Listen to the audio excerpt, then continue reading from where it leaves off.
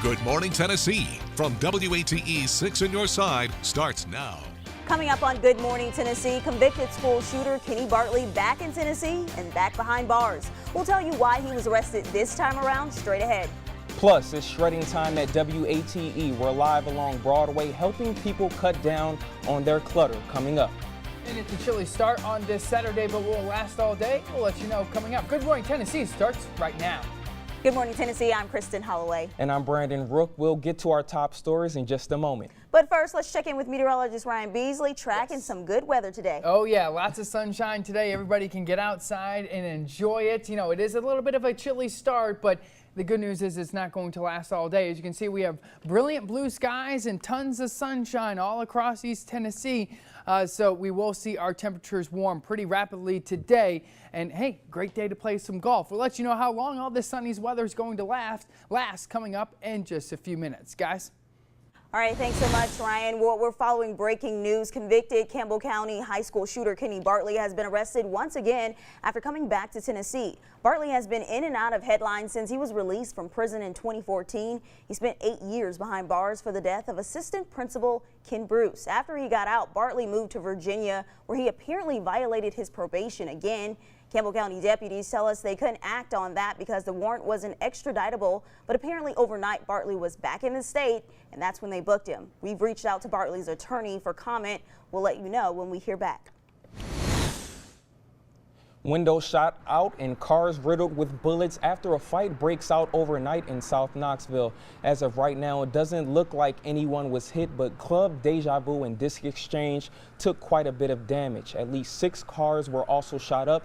Anyone with information is urged to call KPD at 215-7212. And breaking news in Brussels, where we've just learned that 2 men have been charged with terroristic activities. Prosecutors say they believe they are connected to Tuesday's attacks, but stop short of any elaborating any further. Meanwhile, terror raids are continuing in Europe this morning.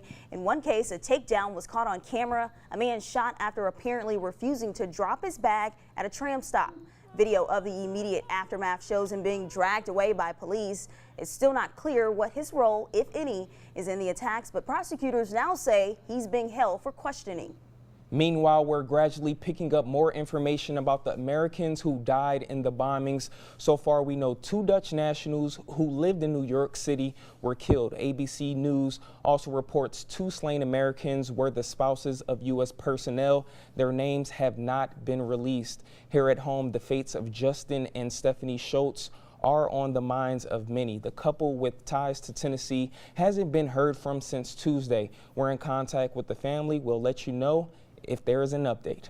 The Greene County Commission under fire this morning over its long-held tradition of praying before meetings. But it's not the act itself that's causing a fuss, it's who's allowed to do it. You might remember when this all got started a little while back, a local atheist wanted to give the invocation. The mayor said no, and after some blowback, the story seemed to die down. Well, it turns out that person reached out to the Wisconsin-based Freedom from Religion Foundation. That group is now asking the commission to either allow anyone to give the invocation or stop the traditional prayer altogether.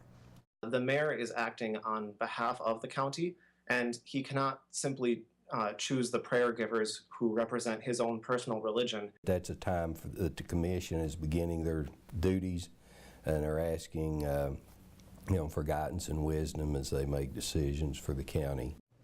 Once the county sends a response to the foundation, the group will sit down with the person who brought this to their attention and decide on where to go from there. We'll let you know what happens. A Maryville man is behind bars this morning, accused of trying and ultimately failing to rob 2 local businesses.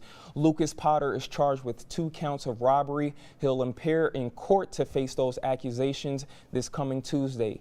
Deputies say he demanded cash from a store along Highway 321 on Thursday, but never showed a weapon. The clerk didn't budge, and Potter left with nothing. A few minutes later, deputies say he tried to pull the same thing at a gas station along Sevierville Road, although this time he allegedly had a BB gun in his waistband. He got the same result though. The clerk refused. Potter left with as much money as he came in with and was then arrested a few minutes later.